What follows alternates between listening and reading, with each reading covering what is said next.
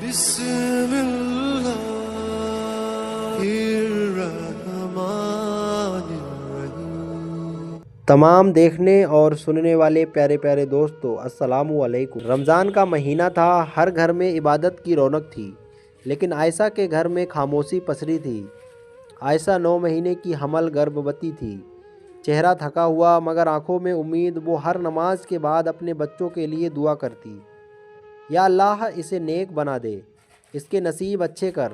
اس کا شوہر فیصل پچھلے کچھ مہینوں سے بدلہ سا تھا، کام میں گھاٹا ہوا تھا، غصہ، چڑچڑاپن اور ذمہ داریوں سے بھاگنا اس کی عادت بن چکی تھی۔ ایک رات افطار کے بعد معمولی سی بات پر جھگڑا ہوا۔ فیصل چلایا، میں تنگ آ چکا ہوں، مجھے یہ بوجھ نہیں چاہیے۔ عائشہ کا دل جیسے ٹوٹ گیا۔ میں بوجھ ہوں، ہمارا بچہ بوجھ ہے۔ فیصل نے بنا پیچھے دیکھے دروازہ بند کیا اور چلا گیا، بس ایک ٹھنڈی خاموشی چھوڑ گیا۔ گھر کا راشن کم ہوتا گیا، پڑوسیوں کی فسفساہٹ بڑھتی گئی۔ دیکھو شوہر چھوڑ کر چلا گیا، شاید عورت میں ہی کچھ کمی رہی ہوگی۔ یہ طعنے عائشہ کے دل کو چھلنی کر دیتے، مگر اس نے جواب میں صرف صبر چنا۔ وہ روزے کی حالت میں بھی سلائی کرتی، کمزوری سے ہاتھ کانپتے مگر ہمت نہیں ٹوٹتی۔ ہر رات وہ قرآن پڑھتی اور پیٹ پر ہاتھ رکھ کر کہتی، بیٹا تمہارا باپ نہیں ہے لیکن تمہارا رب ہے۔ ایک رات اچانک تیز درد ہوا، آسمان پر بادل تھے، بجلی چلی گئی تھی، گھر میں کوئی نہیں، نہ پیسے نہ سہارا۔ عائشہ زمین پر بیٹھی رو رہی تھی، یا اللہ میں اکیلی ہوں، میرے بچے کو سلامت رکھنا۔ درد بڑھتا گیا، اسے لگا اب شاید جان نکل جائے گی۔ اسی وقت دروازے پر دستک ہوئی۔ دروازہ کھولا تو سامنے بوڑھی خالہ تھی، سائرہ امی۔ انہوں نے عائشہ کی حالت دیکھی تو ترنت رکشہ بلوایا اور اسپتال لے گئی۔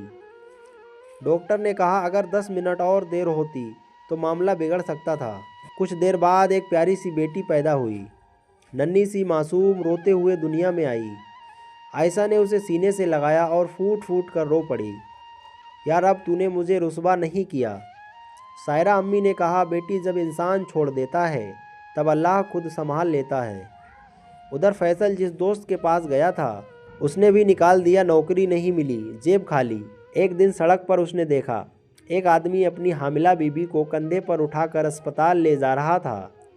فیصل کی آنکھوں کے سامنے عائشہ کی تصویر گھوم گئی، اس کی روح کانپ گئی۔ اسے یاد آیا وہ درد میں تھی اور میں اسے چھوڑ آیا۔ اس رات اس نے مسجد میں سجدہ کیا اور رو پڑا، یا اللہ مجھ سے غلطی ہو گئی، مجھے معاف کر دے۔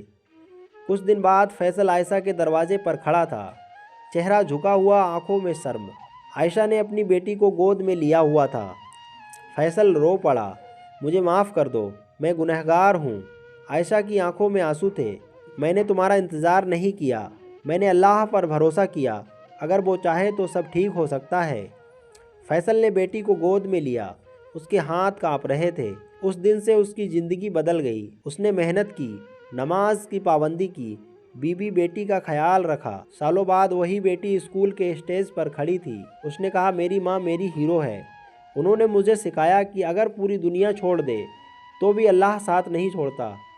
عائشہ کی آنکھوں سے آنسو بہہ رہے تھے، فیصل بھی رو رہا تھا۔ اس نے من ہی من کہا یا اللہ تو نے مجھے بربادی سے بچا لیا۔ حاملہ بیوی کو اکیلا چھوڑنا سب سے بڑا ظلم ہے۔ اللہ سب دیکھتا ہے، صبر کا پھل میٹھا ہوتا ہے، توبہ کرنے والا اللہ کو سب سے پیارا ہوتا ہے۔ عورت کمزور نہیں ہوتی، اس کا صبر اسے مضبوط بناتا ہے۔ اگر یہ کہانی آپ کے دل کو چھو گئی ہو تو سوچئے دنیا میں کتنی عورتیں آج بھی صبر کر رہی ہیں۔ اللہ ہمیں ذمہ دار شوہر اور صبر کرنے والی بیوی بننے کی توفیق دے، آمین۔ اور اگر آپ کو ایسی ہی روح کو ہلا دینے والی سچی اسلامک کہانیاں پسند ہے تو ہمارے چینل کو ضرور سبسکرائب کریں۔ اللہ حافظ، دعاؤں میں یاد رکھیے گا۔